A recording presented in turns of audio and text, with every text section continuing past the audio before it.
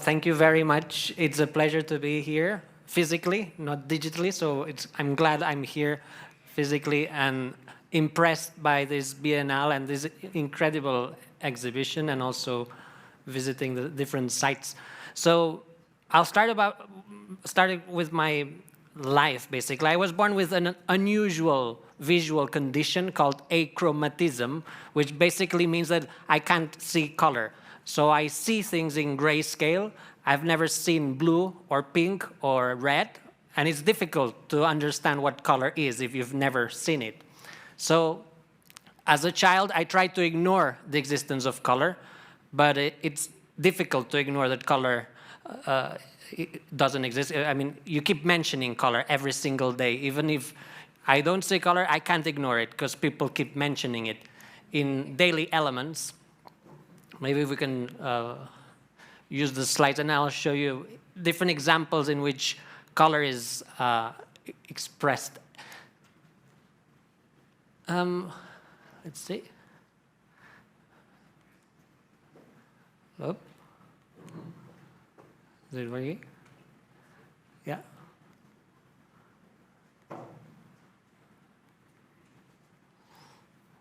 Technology, you know. I'm here to talk about technology, how important it is. Yeah, I should have. Is it not detecting the infrared, actually? This works with a color, invisible color. It's called infrared. Let's see. No? Well, I was going to show some examples. I'm not sure if here you have yellow pages, but this is something.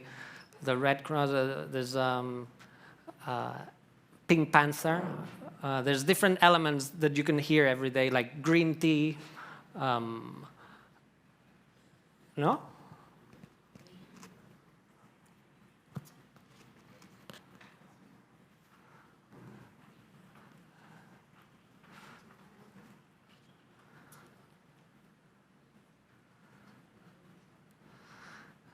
I don't know any jokes, otherwise I would tell you a joke, but I'm not very good at jokes, sorry.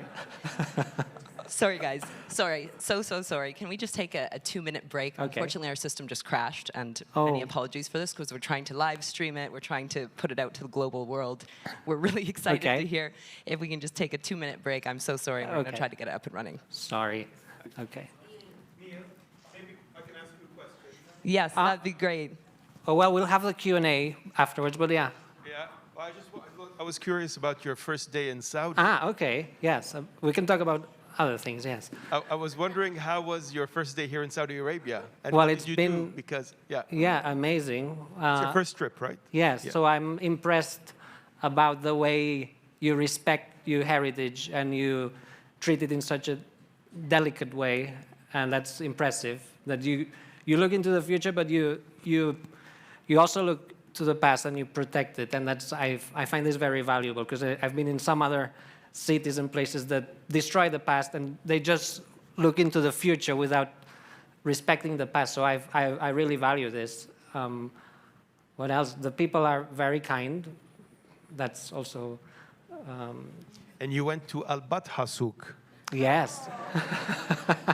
I went around. Yes, that was impressive. Actually, I went there and I bought these unusual things. It's tassels. So it has a name?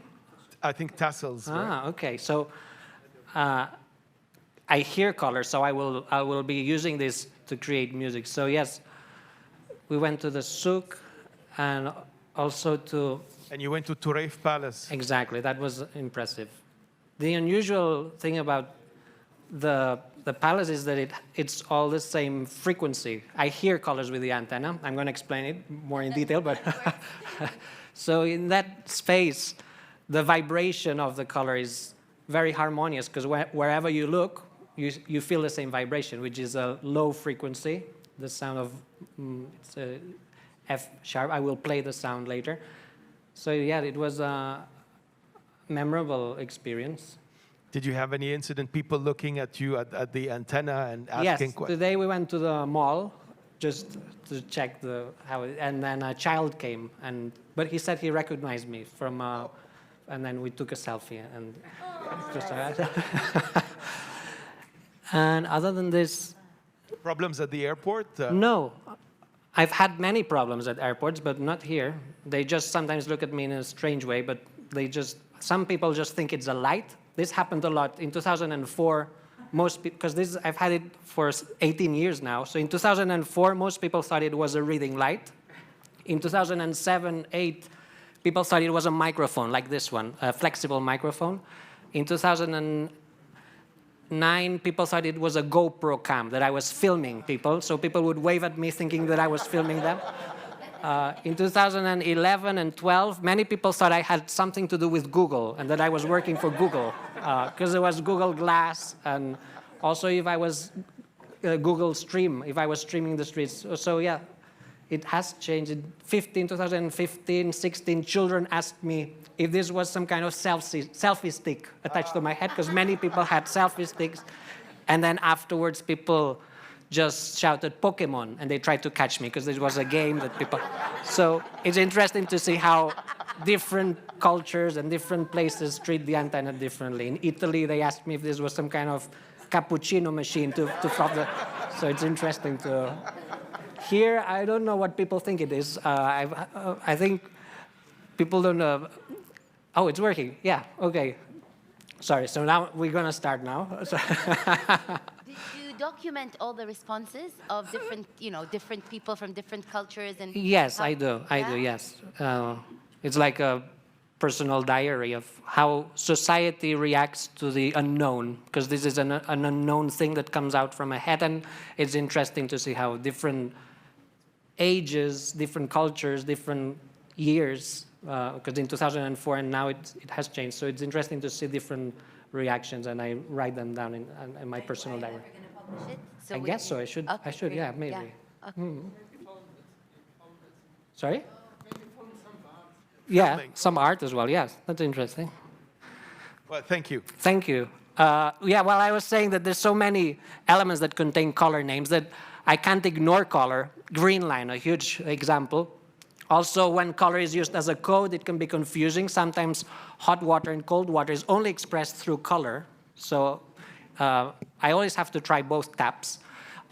Maps are challenging. This is fine, but if I go to Tokyo, I can get easily lost because some maps really depend on color perception.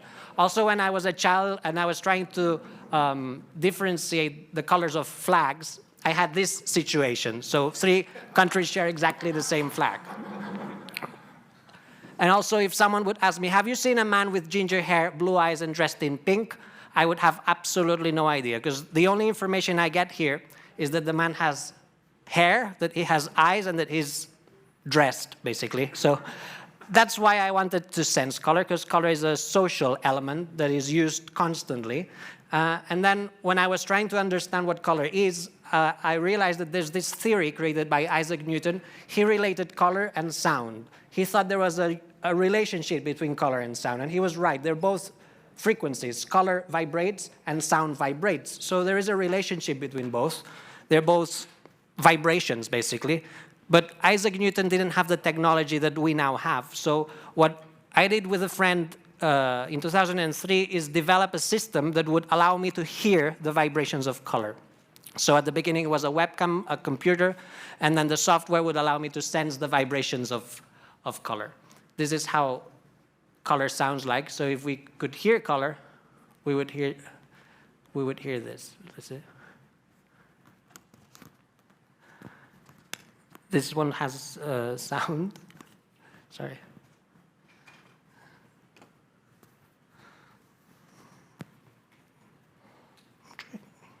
You can.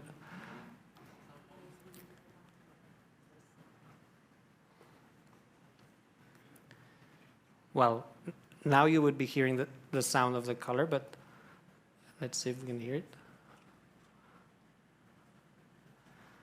I'm not a good singer, otherwise I would sing the colors, but if we could play the video and then...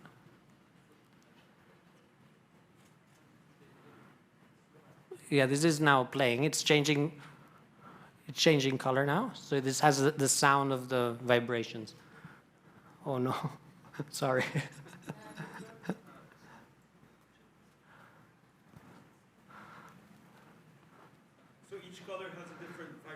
Yeah, so basically, you know that you have red in front of you because the vibration of red enters into your eyes, and you've learned to distinguish this vibration from the vibration of blue, which is higher. So you've learned colors through the vibrations through your eyes, and I've learned colors through vibrations through my antenna. So it's a new language for me. I've learned colors. I started learning colors when I was 20 through sound. And it was a long process. It's not automatic, so it took... How far should the color be from you? No, it picks up the dominant color. So now I'm sensing the vibration of you in general, which is vibration F sharp. And then if I get closer to objects, then I can hear more specific vibrations. It's more like smell, that when we enter a room, we can smell the general smell. And then if we get closer, we can smell more in detail. I designed the color sense more like we smell than how we see. But this could be designed in other ways. That's how I decided to sense color. And Is there any two colors similar to each other? yeah, red. Yeah, for example, I have 30 reds, 30 oranges, 30 yellows. So there's many different shades of yellow, many different shades of, and that's why it took me so long to learn each different frequency. It's like very microtonal. How many colors do you know? So I can sense 360 in the visual spectrum, and then the advantage is that the antenna allows me to go beyond this. I can also sense infrareds, which are invisible to the human eye, and ultraviolets, near ultraviolets. So infrared allows me to feel if there's a movement detector, for example, and ultraviolet if it's a bad day to sunbathe, because ultraviolet is a color that can damage our skin. Maybe I should just... Is it working? Ah, okay. Let's see. Okay, now we're hearing the vibrations of red to orange, very slightly, but you can hear it. Then, yeah, the aim was also to go a bit beyond, so I included infrared and ultraviolet, which allows me to sense a little bit more than the visual spectrum. The first prototype wasn't very practical because it was a 5-kilo computer and a webcam, and it was heavy. So I tried to find a way of making it smaller, and that's why we designed this antenna that allows me to sense the vibrations of color directly inside the bone. When you have a vibration in the bone, it becomes a sound. So this is the same system than before, but instead of hearing color through my ears, I hear color through my bone, and it's much more practical because I don't need to wear so many things.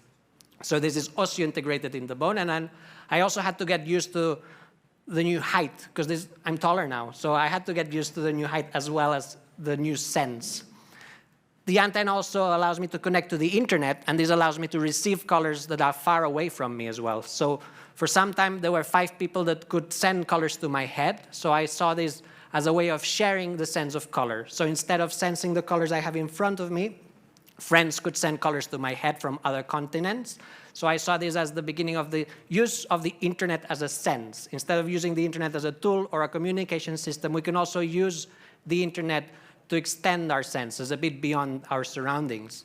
The advantage is that the internet also can allow us to connect to sensors that are in space. So in my case, connecting to the live feed of NASA's International Space Station allows me to sense colors from space. And I find this very profound, that I can now also sense colors that are far, far away from us through the internet. I see this as becoming a senstronaut. I don't think there's a word for this, but it's an invented word. It's to explore space without having to physically go there. Now, if we want to sense space, we have to go there. But if we use the internet as a sensory extension, we could also sense elements that are far away from us. But having internet in the body is a risk, because you can be physically hacked.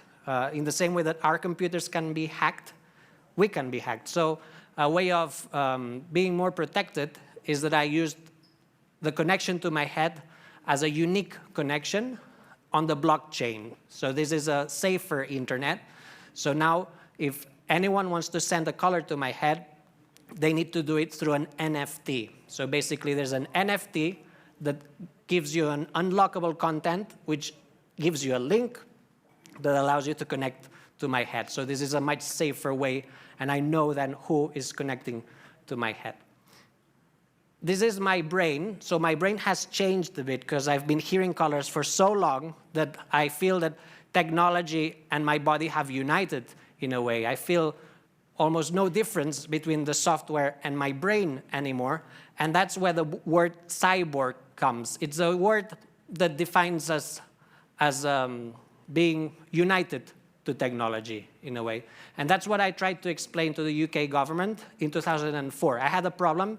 They didn't like the picture of my passport. They said that you're not allowed to appear in passport photos with electronic equipment. And I replied that I felt that this was now part of my body and that I felt that I was a cyborg. And then I tried to fight a bit for this right to appear in my photo because it was already implanted. So how would I remove it? So in the end, after some time, they allowed me to appear in the passport with the antenna. And that's maybe why at the airport, they didn't ask so many questions, because they already saw that my antenna appeared in the picture. So this helps a lot at airport security controls.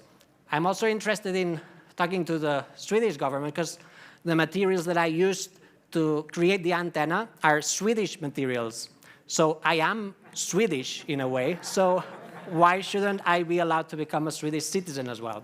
It's more of a philosophical question, because to become Swedish, you need to live in Sweden for 5 years. But in my case, Sweden has been living in my body for more than 5 years, so why shouldn't be? So it's more of a joke and a philosophical question, but it's still a question. So having a new sense allows me now to express artistically through this new sense. Hearing color means that I can create music with vegetables, with anything that has a color. By amplifying the colors, I can create color concerts. This is an example. So there's a fruit and vegetable song, basically. So I really enjoy walking around supermarkets. So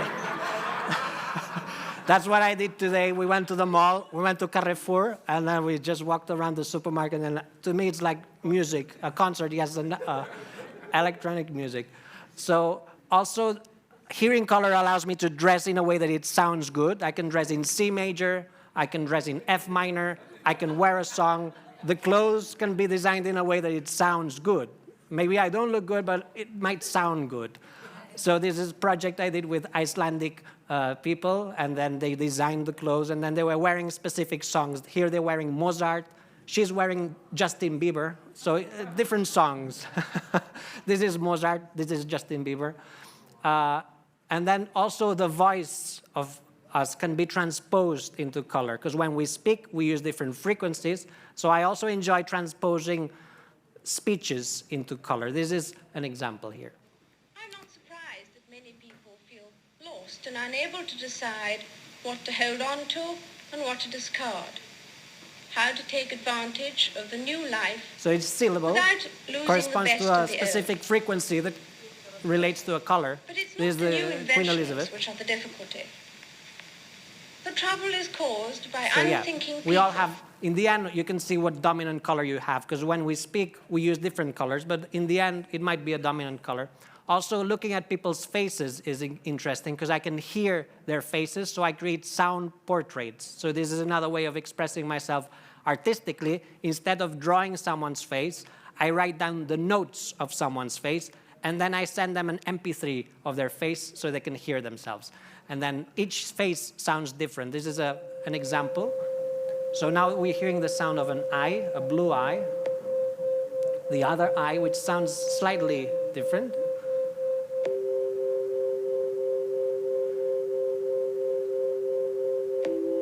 So now we're hearing skin, hair, and eyes, and lips. We usually have 4 frequencies, 4 sounds that create a unique chord for a unique face. Even twins sound slightly different. Another exciting thing is food. I can hear food, so I really enjoy also eating songs, basically. If I put the salad on a plate, specific order, then I can literally compose music and eat a song. So a way of sharing this experience was I collaborated with a restaurant, and we created a project where people in the restaurant could eat songs. So we use the same system. We put it inside a plate with transparent on top. And then when you place the food on the plate, you rotate it, and then you could hear the song. So you could eat specific melodies. So you could go there and eat. You could order, I don't know, Lady Gaga dessert, and then you can choose which song you want to eat. This is a little example of how it works.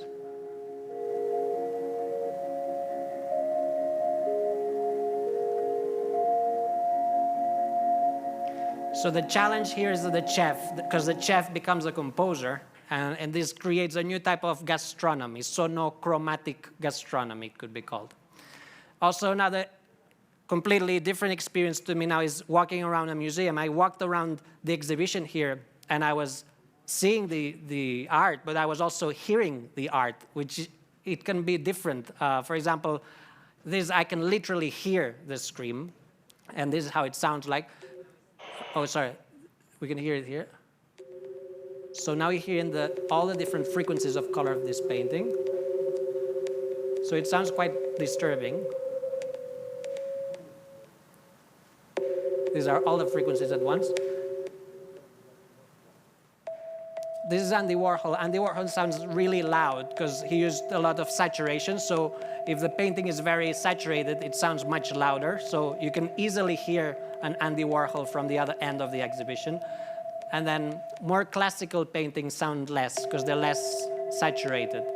So you can, in the end, you could easily distinguish a painter from another by just hearing their paints. You don't really, at the end, you don't need to hear, you need to see them. This is more classical paintings sound less. Also, another way of creating art through this sense is creating music from a space. So here, for example, I took the colors from this building, and then I taught a choir and musicians to perform the colors. So instead of using scores, they use the colors on stage. So instead of using the traditional way of music, then they slowly learned how to play, how to sing colors. And then if I showed red on stage, they would play F. If I showed yellow on stage, they would play G.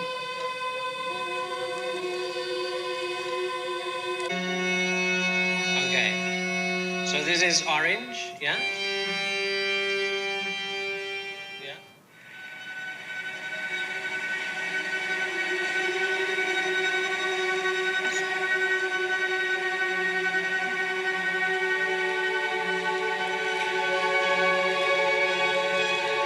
So this is just a little bit, but it's challenging because you need to rethink music in this way. And sometimes some people learn to sing colors fast, some people find it harder. But these are the ways of learning it through cards, and then you have the different notes.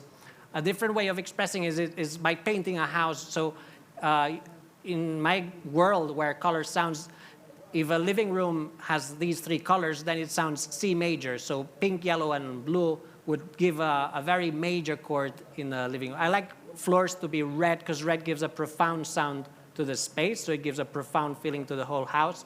Exit doors, green is in the middle of the spectrum, so it kind of tunes yourself before going out in the street. Bedrooms, I like three colors, one that corresponds to the note B, one that corresponds to the note E, and one that corresponds to the note D.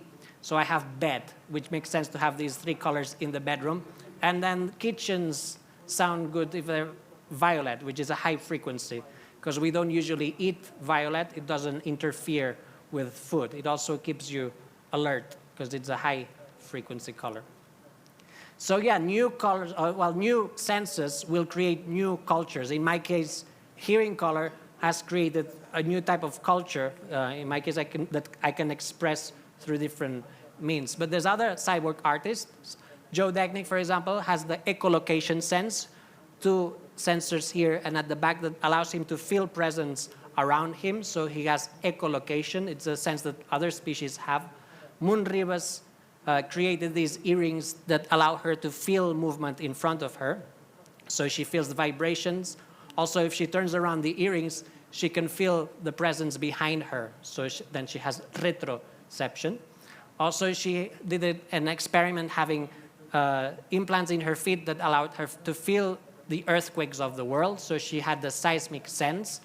She could also connect to the seismograph on the moon, and this allowed her to sense moonquakes. So she was also a senstronaut, as I said before. Another project is by this student that allows him to feel the air quality.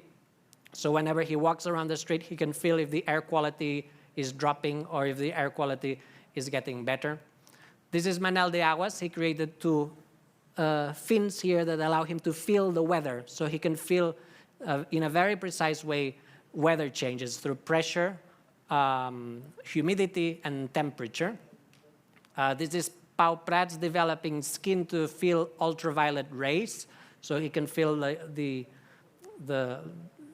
danger of the sun, because sometimes the sun has ultraviolet rays that can be dangerous.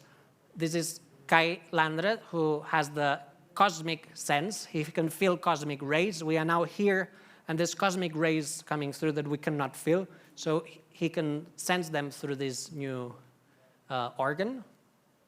This is also an implant that can be implanted in the hair. It's magnetic hair that allows you to gain magnetoception. So if you get close to something magnetic, your hair gets stuck there. So it allows you to gain magnetoception.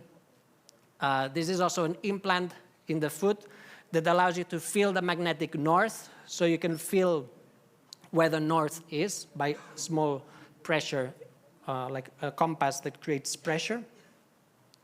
This is a communication system. A tooth was placed in my mouth, and another tooth was placed in Moon's mouth. And whenever I clicked, she received a vibration in her mouth. And whenever she clicked, I received a vibration in my mouth. We both learned the Morse code, so we were able to communicate from mouth to mouth. We called it the Transcendental communication system, and it works through Bluetooth. So it's a Bluetooth tooth that allows you to communicate from mouth to mouth. This is also another tooth, very practical. If you are in total darkness, you can click, and then you have emergency light in your mouth. So it gives you bioluminescence. The problem is that when you eat, the light goes on and off. So it's a bit... And then this is Paul Lombardi. He's creating art now where he's sharing his heartbeats. He has 3 electrodes that allow him to share through light his heartbeats around the world. So he does performances, and he also uses his heartbeats to create other artworks. This is a light that goes on and off with his heart rate. It also works wirelessly, so this light could be here while he is in Barcelona, so we could now see his heartbeat. Also, he created this clock that goes on according to his heartbeat. This will be exhibited in Washington next month. So the clock will be in the exhibition, and people will be able to see his heart rate. So if he is running, we will see his heart going very fast, so that we'll see the clock going really fast. And this is the last sense we are developing. It's an organ for the sense of time. It's a point of heat that takes 24 hours to go around the body, so it allows you to feel the time passing by. And the aim is to have a perfect sense of time, and whenever this happens, we want to see if by changing the speed, we can create time illusions. So if you want a situation to last longer, you could program it so it goes faster or slower, and it could also help avoiding jet lag or situations that you're having fun, then you make time go slower so that you can feel that time is going slower. It's an experiment to see if we can create time illusions. So all these examples are not artificial intelligence. They are artificial senses. It's different. We know a lot about AI, but we don't know much about AS. That's why I'm here, I guess, to explain which projects exist in the world of artificial senses. It's different, and the difference is basically that if the antenna was AI, the antenna would be giving me the names of colors, but I didn't want technology to give me intelligence.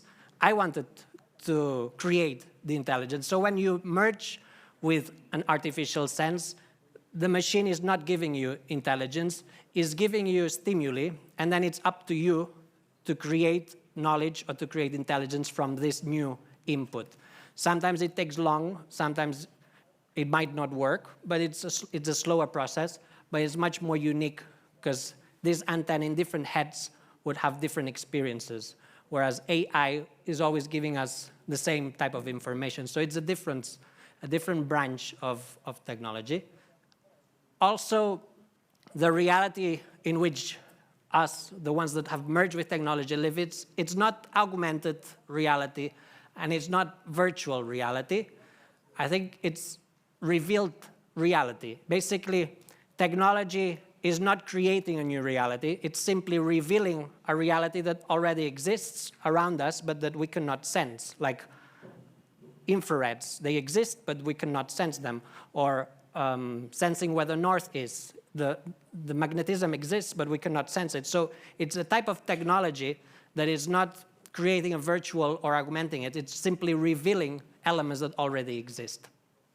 And just to end, I think in the end, we might find it more normal to do it because it will allow us to reconnect with nature in a way that maybe we've lost this touch with technology. I mean, there's a way that many people say technology might separate us from nature and from reality, but I think there's ways of not doing this, and one of them is by creating new senses. If we all had night vision, for example, this would allow us to see at night. We wouldn't have to use artificial light, so at night cities would be dark, and we would be able to see each other, and we would be able to see the stars, so it would allow us to see at night without having to change the planet. Also, if we could control our own temperature, we wouldn't have to change the temperature of our surroundings. So maybe designing a bit ourselves instead of designing the planet might help us reconnect with nature in different ways. And I see it as an artistic way of also expressing ourselves. So I think this is my presentation up to here. And if you have now any questions, I'll be very happy to answer them. And then afterwards, we can give a small demonstration of color vibrations. Thank you very much.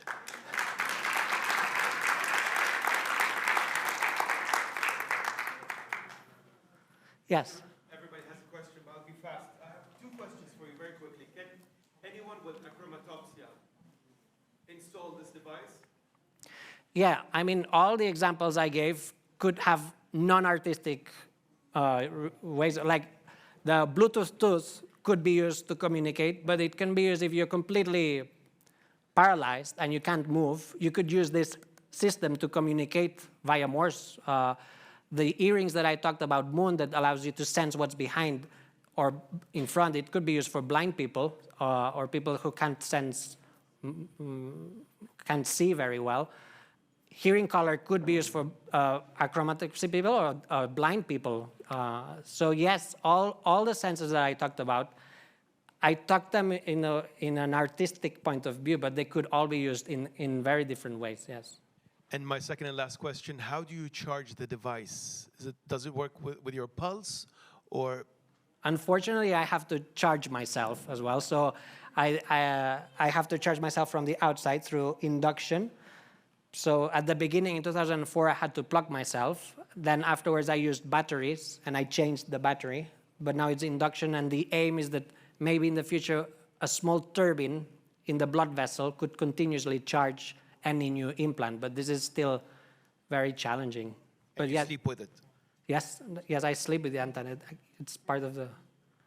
I'm done, thank you. So, I mean, Thank I have you. another 100 questions. But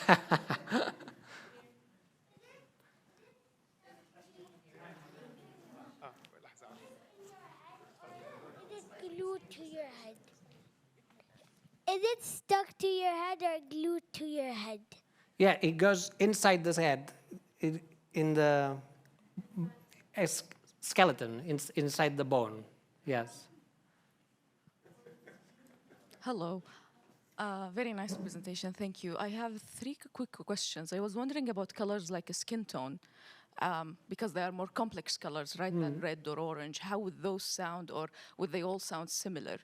Yeah, this is because before the antenna, I thought Yeah, humans are black and white. That's what I learned. But then, since I started hearing color, it's not like this at all. We all vibrate in the same frequency, which is orange. People who say they're black, they're not black. They're very, very dark orange. And people who say they're white, they're not white. They're also very, very light orange. So the fact that people say that we're black and white is not true. We are all orange, really. That's really interesting.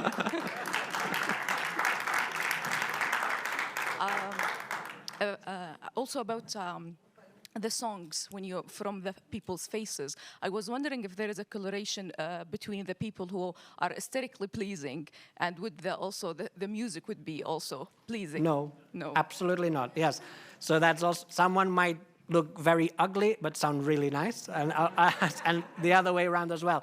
You might find beautiful, harmonious colors in places and faces and that you will not expect, and that's also creates some kind of new perception. New perception. It creates a new layer of beauty, a new perspective of beauty. Because yes, something might not look good, but it might sound really harmonious, and that's always shocking. Really like as I said, supermarkets sound really good actually. So, but I wasn't interested in supermarkets before the antenna. Especially the zone with cleaning products. It's quite exciting to hear the cleaning products because it has very unique colors. Yeah. Interesting. The final question is, when coming up with those devices, do you use user experience designers, much like the digital products they would use such as designers? Do you need help of the human-computer interaction research also? Would that be something? Yeah, this is an art practice that is collaborative. It's like a film that has many different people creating a film. Many different people create a theater play. Cyborg art is collaborative. It has designers, material specialists, and also computer scientists that can help. Also, someone that knows about the body, because if you have it implanted, then it's good to have a doctor, so doctors as well. So yes, it's a collaboration. Maybe in the future there will be a art degree specialized in cyborg art, which is a mixture of technology and design, basically, and body. Okay. I have a question. Where? So you hear colors. Does it make a difference in your life? Like when you see colors so bright, does it hurt your brain and ears? It hurts you because it's so bright. No, it doesn't really hurt. It can be annoying sometimes. So that's why sometimes my antenna is facing down. So then I usually hear this in the floor. There isn't much color, so if something or someone sounds really bad, then I just move the antenna down, and then. But it rarely happens. It's not that common. Okay. Thank you so much for this wonderful presentation here in the back. Okay. Yes. Hi. Yeah.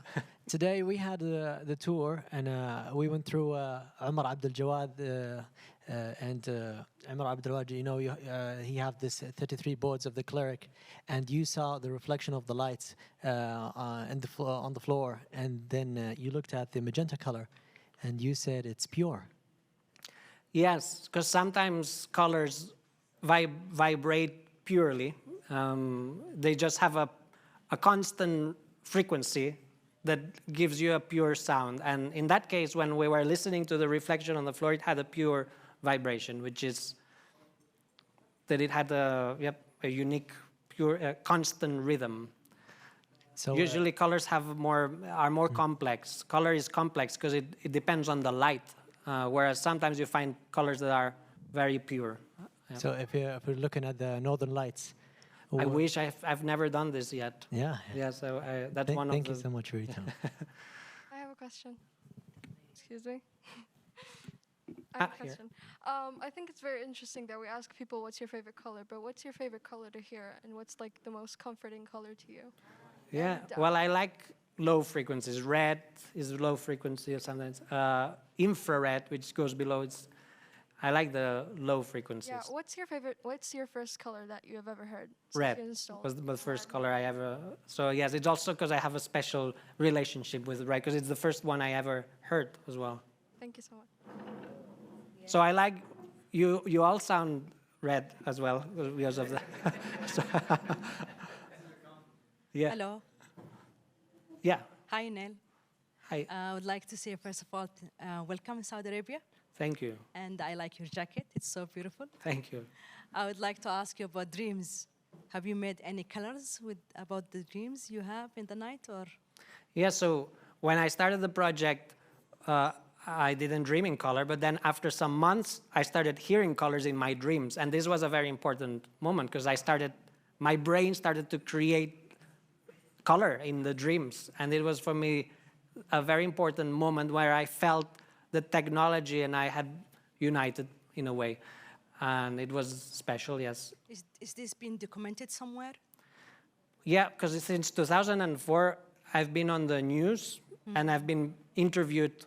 So actually, all the process is all online because there's been documentaries or small news reports, and then you can easily see the evolution of how my life has changed and how the antenna also has evolved in a way. My second question is about feelings.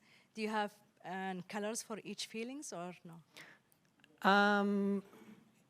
Yeah, maybe like green is in the middle of the spectrum. So green is very neutral, for example. Red is the lowest frequency. So red is peaceful because it's very innocent.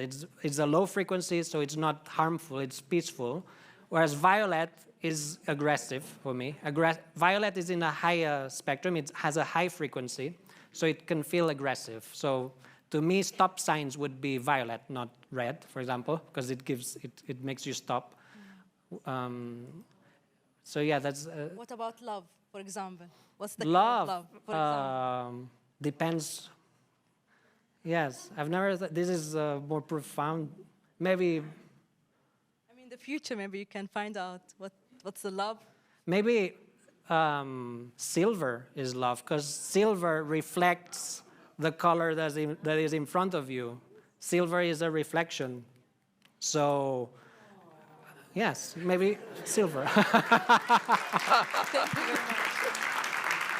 you very much. Thank you. I wanted to ask you, yes, silver roses. with the high frequency colors, do you sometimes feel headache?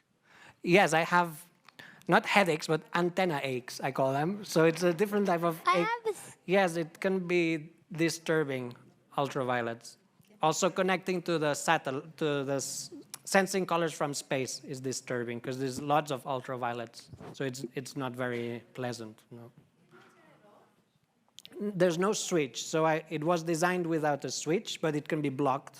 Like the sense of smell is always on as well, but we can block our nose, or the sense of hearing is always on as well, but we can block so the antenna is more like these organs that you can block it. But if you block it and it's a dark color, don't you hear the sound of that dark color? No, because if there's no light, then there's no color, basically. So now I'm not. Yeah, no. And so now, while we're talking to you, you can still hear the color of. Yeah, I'm hearing my feet. That doesn't disturb you? No, because this is almost black and white. No, I hear you through my ears, and I hear color through my bone, and it's different channel. It doesn't clash really.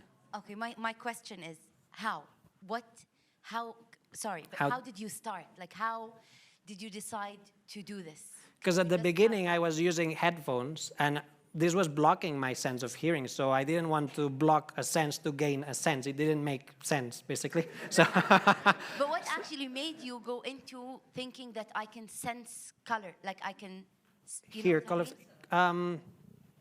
This is similar to tuning forks. Yeah. When orchestra, you tune a fork and you put the vibration and then you hear the sound. It's the same thing. This is like a big tuning fork.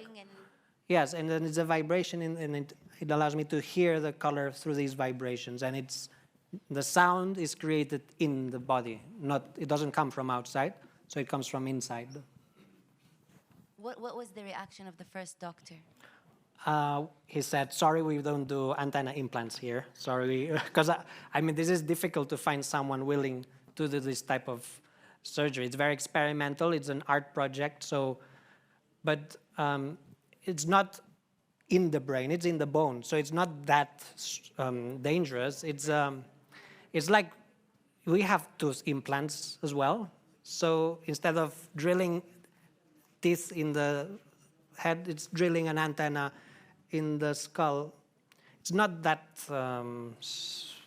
strange. Well, it is a bit strange, but it's not that.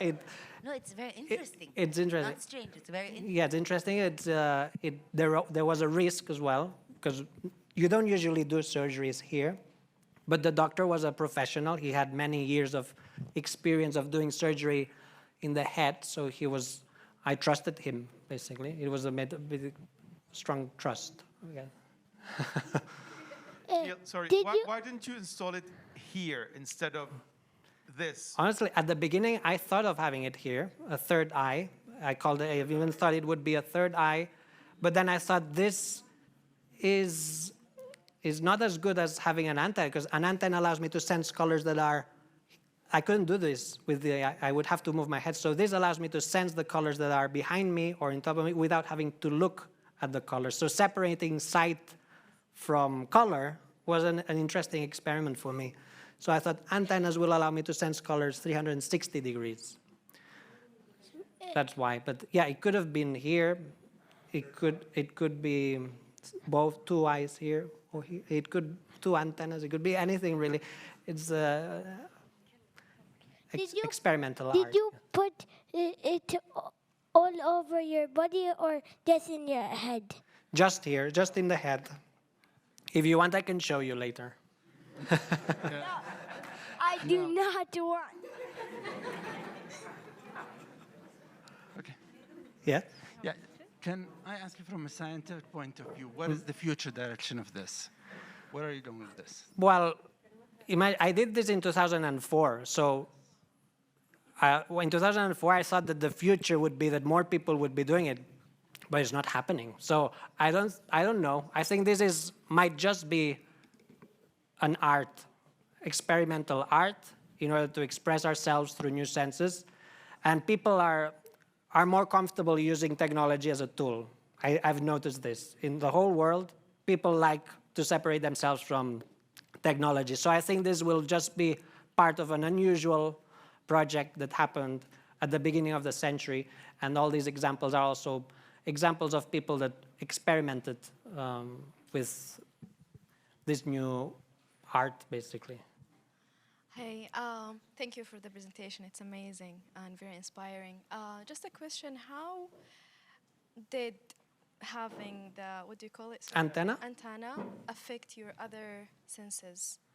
Well, at the beginning, the new sense is dominant. So I was only concentrating in hearing color, and it blocked my other senses in a way. So at the beginning, it was very intrusive. But after some weeks, the brain slowly got more used to it, and then the headaches went away, because I had some strong headaches at the beginning. And then slowly the brain got used to it, and it became like a normal sense. But it took months for adapting to the new. Yeah, so we saw the change in your brain after having the antenna, but how did it affect your other senses, or maybe it's not? Well, now it connects with other senses. So if I smell an orange, my brain creates the F sharp, which is the sound of the orange. So, or if I hear a sound, then I think of something else. So it connects with other senses in the end. They collaborate. You've added a new sense to your body. Yes, yes. Yeah, amazing. Mm. Yes, it's waterproof. Yes, otherwise I would smell a lot now, because I don't. I thought maybe you detach it and then read. This is a cover. So the antenna is actually inside. It's fiber optic, and this is a cover that protects the fiber optic. So I've changed the cover through the years, and this is waterproof. So yes, it can get wet. And, did you ever change it? Is it detachable? No, it can be cut, and then you can cut it, and then you remove this, and then you have the fiber optic, which is the antenna basically, and then you can change and put a different cover in it. I might have a new cover soon, because it will be my 18th birthday as a cyborg, so I will maybe celebrate it with a new cover. When is your birthday? March 22nd. March 22nd. The cyborg birthday, yes, because it was March 22nd. Everyone sends him greetings for his birthday, please. Silver flowers. Yes, I mean, the project is online. It's open source. None of us are making money from these inventions. It's just open source. The codes are open source. I've made an app, so you can use an app and then you can hear colors with your mobile phone. And the aim is that people can experience and explore. It's not a... What is the app called? iBorg, it's called. And then this... Is it here? Maybe. Yeah, you can hear it. Yeah, I think you hear it now. This is this? Yeah, well, now we're hearing it. Oh, sorry. Yeah, I'll be using it later for the concert. Perfect, thank you. And Neil, since 2004, any regrets whatsoever? Well,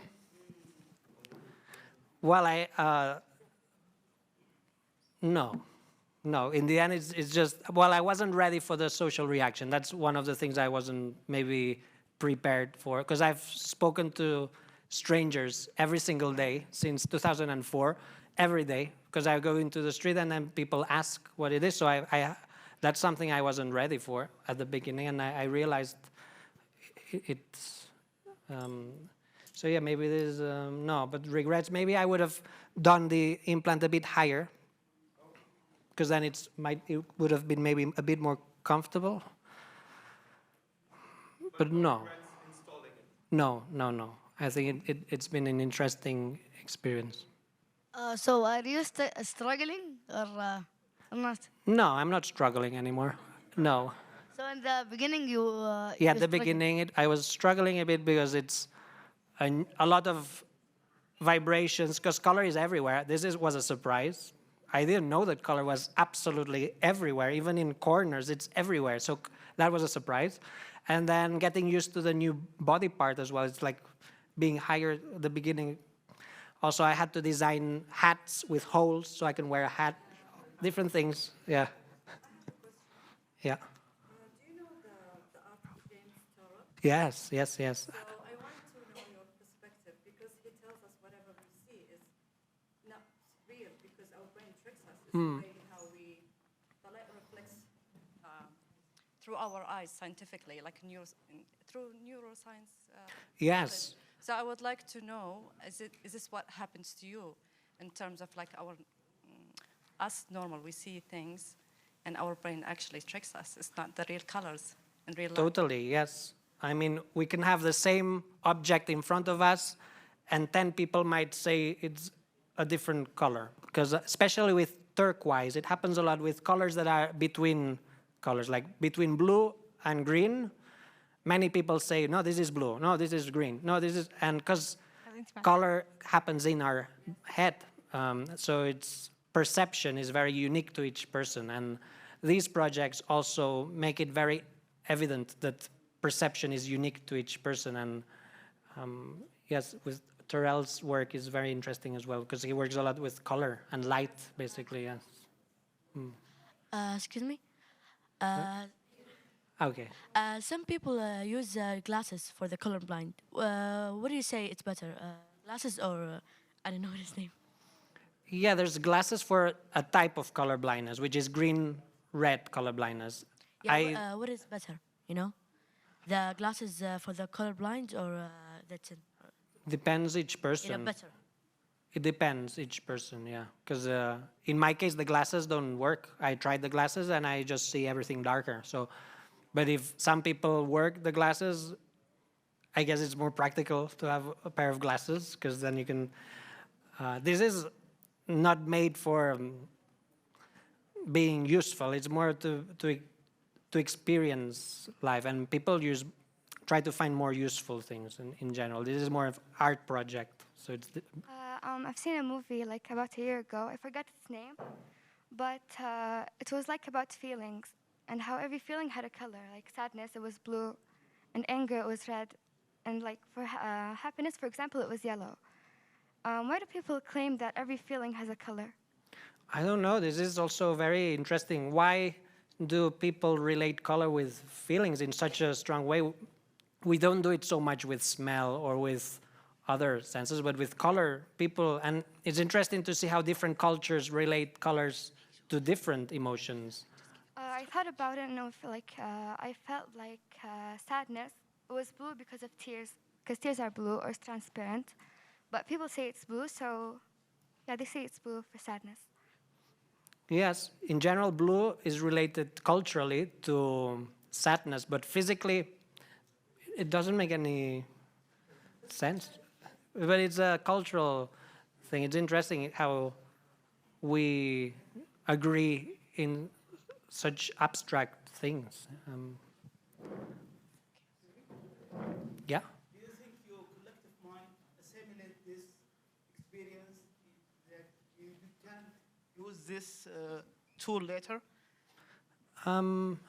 In which way, you mean? You know, your collective mind is assimilate all this experience, and you can drop this tool later, because it is. Yeah, I don't know what would happen. If I remove the antenna, maybe I would still hear colors for a few months because the brain is so used to it, but maybe in the end it would disappear. It happened with the artist that had the implants in the feet for sensing earthquakes. She removed them and she could feel earthquakes still after removing them, but then after some time it went away. I don't know, some inputs might awake dormant senses and then they might stay, and others might just disappear. I don't know. But you know the affection of color is saved somehow. Yes. Yeah, and actually that's an example is when I sleep, it's my brain that creates the colors. It's not the antenna. So that's an example of the brain already creates the color. Yeah. Okay, Yeah. One final one. Yes. Yeah. This one is to your father. Mm-hmm. Who we have here with us. Who we have here with us. Oh, yeah. Yes. Has the reaction been, sir? And how did you support this since the day you told me about it? Yeah, that's interesting. Tell us the journey of parenthood, you know, when he told you about this antenna idea. Well, the strange thing is that we didn't find out about it until very late. How old were you when 20. I was in England and my parents were in Barcelona, so they found out later that what I did. Yes. Yeah. So it was a bit of a strange. You were supported from the beginning? I think so. Yes, they were. I'm showing it now. Yeah. Yes, they were supported. I think, the first reaction, I think that's what we're curious to know. Like, what was your first? I don't. It's difficult to remember, but surprise, I guess, because we didn't actually think that we didn't know he was colorblind somehow or other. You know. Well, we discovered it when I was 11. Well, yes, he had trouble with his socks, right? he had pairs of socks that didn't match. And what's going from on 0 till 11, we thought I was just normal color blindness. Mixing up colors. You know, it happens to a lot of men, especially, not so much women. Lots of men have mix-ups with, especially red and green. Maybe I should stand up. Hi, everybody. We didn't realize that he was totally colorblind. What I also remember is, we went to the Natural History Museum. Yeah, it was a museum that helped us discover that helped us. Yeah, we went to the Natural History Museum in London, and there's a section on the senses, and we went to the section on eyesight. Yeah. Color perception section. Color perception. That's right. Yeah, and there's these sheets. She had a test, they're called. They're tests, color tests. They're color tests, little bubbles with hidden numbers in them. Yeah, you probably, maybe you've seen these, yeah? And, well, we were all, his sister, his mother, and I were all having fun looking, look, there's number 9, there's number 5, there's number 63. What are you talking about? He couldn't see any of the numbers, right? He couldn't see any of them at all. And then that's when we thought there's something wrong here, yeah. It's the first time you're giving a speech, so I'm just recording. Yes. Well, I'm a teacher, so I have spoken in front of people before, but not like this. So, okay. Excuse me. I have one more question over here on Yeah, your there's left. a man over there as well who was trying to. Hello. Sorry. Yes. Yeah. So my question is, sometimes when you learn a new language, it broadens your perspective and your ideas and thoughts. You think thoughts that you won't normally think if you didn't know that language. So how has your kind of access to color changed your thought pattern and your perspective? Yeah, it's very similar to learning a new language. Totally, it's this most similar thing. It's like learning a new language, learning color, and I learned things like that. As I said before, that we are not black and white. That's an example. Also, that cities are not gray, because I learned when I was a child that cities. Everyone said my city is very gray. Barcelona is gray. London is so gray. Paris is so gray. All the cities, I thought they were gray, and then suddenly I discovered that they're extremely colorful. That color is in corners. I never read that color exists in corners. Many elements that I discovered through this new perception. Thank you for being here. Actually, my question is regarding a lot of people around us who lost the ability to see the colors. Mm-hmm. I mean the blind people.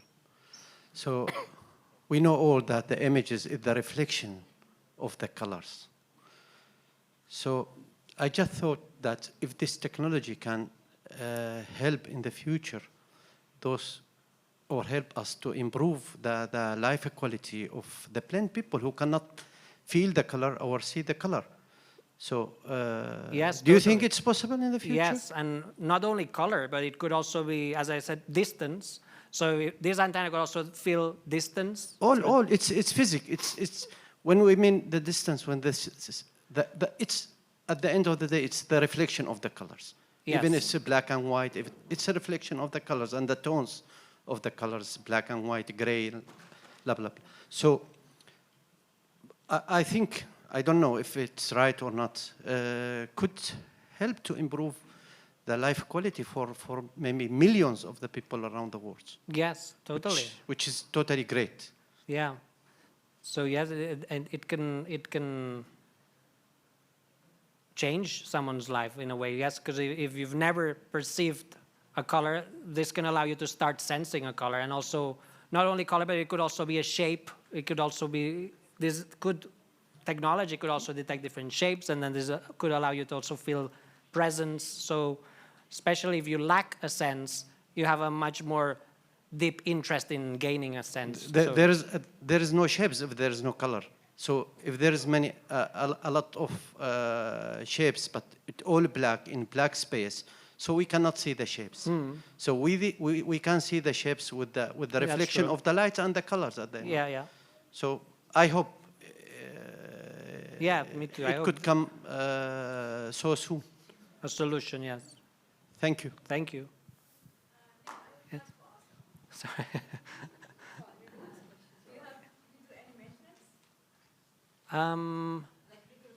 Not really, no. There's no, just keeping it clean, and then every now and then I change the cover because it gets sometimes old. So it's not the same cover, it has changed. But the antenna is the same antenna since 2000? No, since 2004, the system has evolved. In 2004, it was the visual spectrum, and it was just first 24 colors, then 48, then, so it's been upgraded in different stages. When was the last The internet connection, that was in the latest. Being able to connect to the internet and then receive colors that are not in front of me. That was the latest upgrade.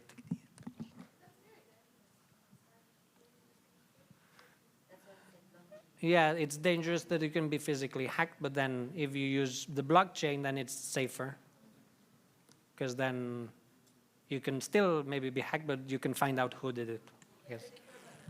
Because it happened once that someone hacked me, someone without permission sent a color to my head. So I was physically hacked once, but I liked it. It was an interesting experience. It was an enjoyable experience.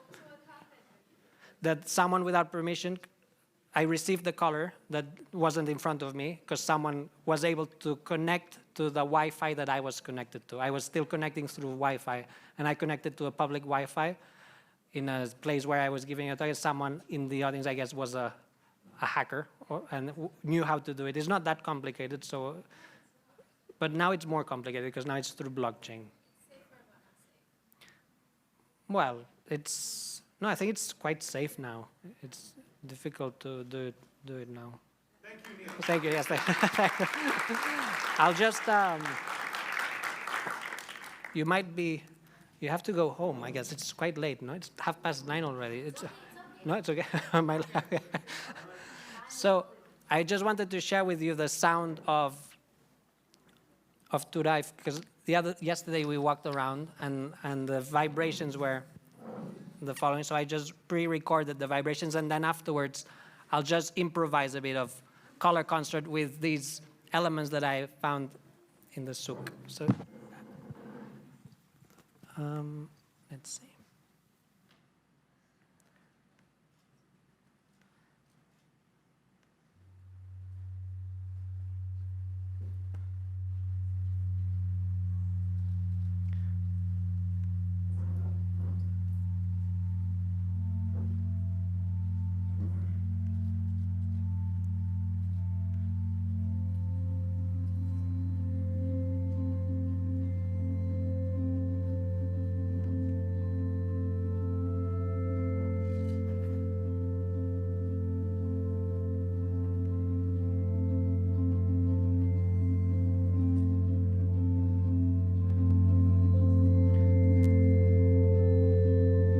So here you're hearing the sound of the mud, the sound of a palm tree that was in Turayf, and the reflection of the sky, which is the high pitch that you hear. So the low frequency you're hearing is everywhere I looked.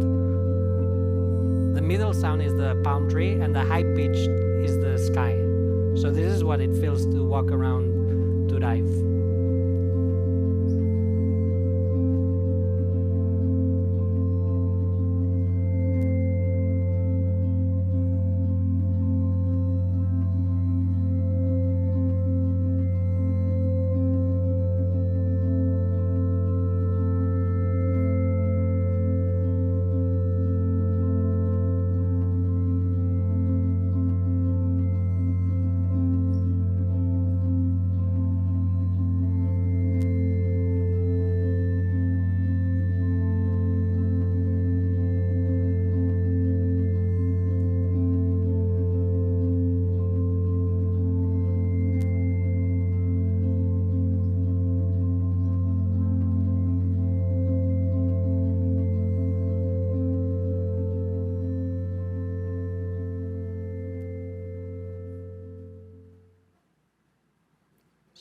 It could go on and on. I mean, I could play it for a long time. I mean, it was really so that's why I wanted to stay longer when we were there. So now I just wanted to improvise a short, it's kind of a demonstration or a color concert, but I like to do it with things that I find when I go somewhere. And we went to the souk and we found these elements that really surprised me because they have these different colors. So I will listen to the sound and then I'll amplify it with the computer, because I can't amplify the sounds from my head to you, but I can play them through the computer. So I'll try to create like a music composition from these elements. Okay. And I'll start with this one. This is, okay. This is this one.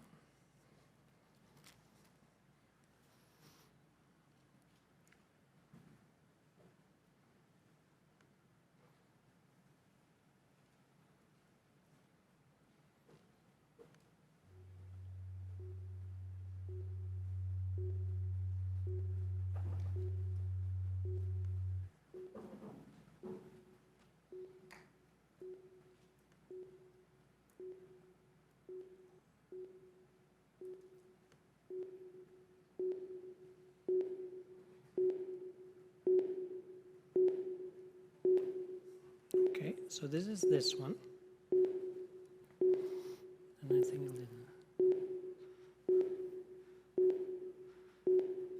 this one's a bit higher.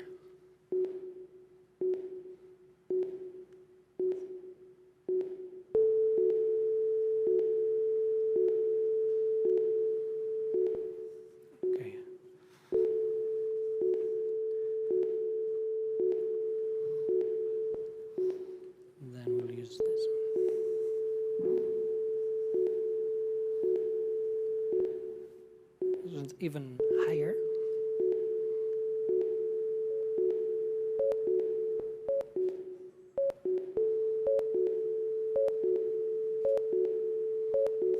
Okay. This one.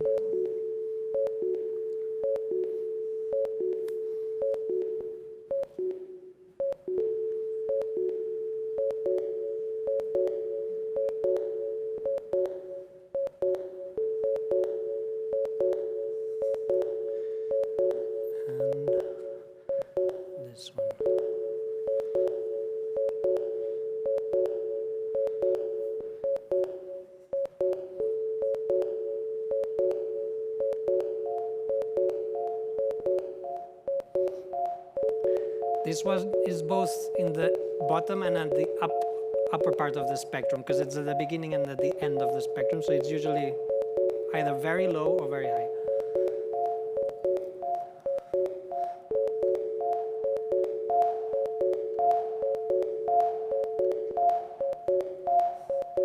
So I think I'll leave it like this. I used this one. So this is a more of an organized way of playing colors, and it could be done with faces, it can be done with fruits and vegetables, and I just wanted to share with you a little color experience with things that I found at the suit.